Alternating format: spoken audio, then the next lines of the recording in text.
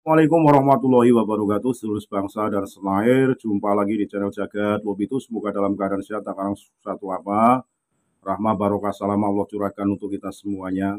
Babeh kita semuanya, Presiden terpilih Bapak Prabowo dengan orasinya yang begitu semangat menyampaikan bagaimana dulu kala perjuangan para pahlawan kemerdekaan Indonesia dengan gigih merebut dari penjajah Belanda. Banyak sekali perlakuan-perlakuan yang notabene sangat menyakitkan hati, disebutlah sebagai pribumi yang notabene disamakan dengan anjing, bahwa pribumi dan anjing dilarang masuk. Terkait dengan kemerdekaan saat ini, hendaklah jangan sampai ada perbudakan-perbudakan kembali setelah kemerdekaan kita raih bersama. Semangat yang menggebu ini Presiden terpilih sampaikan bahwa Indonesia harus bangkit, warga harus cerdas. Terkait dengan doktrin-doktrin fanatik yang notabene akan membelenggu warga kita itu sendiri, maka disampaikan dengan tegas oleh Pak Prabowo, jangan sampai ada lagi orang merasa lebih dari segalanya, lebih mulia, lebih terpuji, lebih segala-galanya dari semua warga itu sendiri, kecuali diperlihatkan sebuah prestasi keilmuannya. Nah ini Pak Prabowo menyampaikan, menandaskan kembali jangan sampai ada perbudakan penjajahan modern. Nah, secara sosial, kemasyarakatan harus bangkit untuk bagaimana negara ini tegak dibangun dari warga, dari masyarakat, dari bawah. Kesejahteraan itu sendiri diraih atas dasar kesetaraan hidup masyarakat di bumi tercinta ini. Jangan sampai ada lagi penindasan klan-klan yang merasa lebih mulia, lebih segala-galanya dari masyarakat seluruhnya. Lebih jelasnya mari kita simak bagaimana orasi kebangsaan beliau Bapak Prabowo yang notabene menggugah semangat rakyat Indonesia untuk kembali menjadi jati diri bangsa yang gagah berani, kembalikan marwah leluhur pejuang. Secara historis tentunya masyarakat sudah berkiblat pada ajaran Wali Songo. Tentu ini akan baik kalau diuri-uri budaya-budaya Nusantara, jangan sampai digerogoti oleh budaya-budaya luar, baik itu secara politik, sosial, dan keagamaan, untuk dijadikan sebuah tolok ukur bagaimana negara ini akan kokoh berdiri. Sekali lagi lah mohon maaf engkari agama Nusantara milik kita. Assalamualaikum warahmatullahi wabarakatuh. Nasib bangsa dan rakyatmu berada di pundakmu. Kita pernah mengalami dijajah.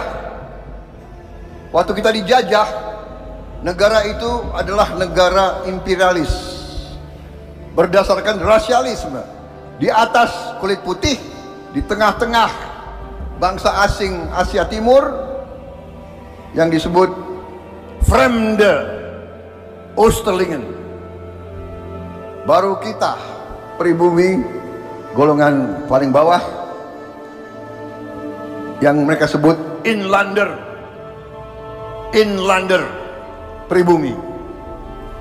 Bahkan inlander itu oleh Belanda dianggap lebih rendah dari anjing, karena di beberapa tempat waktu kita dijajah selalu ada papan-papan prasasti-prasasti yang menceritakan atau yang menggambarkan atau yang memerintahkan dilarang untuk anjing dan pribumi. Verboden for Honden and Inlander. Honden and Inlander. Jadi anjing dulu baru kita di bawah anjing. Saudara-saudara sekalian, saya tahun 78, Letnan 1 Prabowo Subianto pernah membawa anak buah saya berenang di kolam renang Manggarai. Waktu itu kolam renang dari zaman Belanda yang paling murah karena paling tua. Waktu itu sudah nggak begitu bagus, tapi saya bawa anak buah saya latihan berenang. Waktu itu Cijantung Kopassus tidak punya kolam renang. Waktu saya datang ke Manggarai, di kolam renang itu saya melihat ada prasasti di tembok yang tertutup oleh lumut. Ini tahun 78, ya, 28 tahun setelah kita terima kedaulatan. Saya dasar ingin tahu apa yang ditutup oleh lumut itu.